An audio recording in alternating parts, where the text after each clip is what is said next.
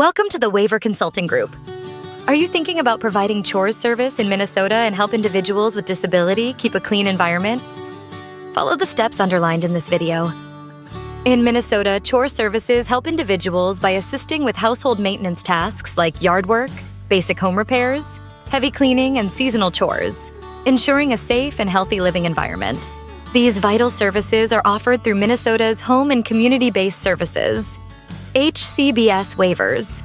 For new providers first, contact the Minnesota Department of Human Services, DHS, to understand provider requirements and determine if a specific chore services or a more general home care license from the Minnesota Department of Health, MDH, is required based on the services offered.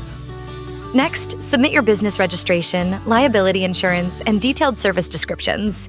Finally, obtain any necessary licenses and then receive your Medicaid provider number and authorization from DHS to provide services. Need help through the licensing process? Waiver Consulting Group supports agencies and entrepreneurs in launching compliant chore services across Minnesota under the HCBS waiver models.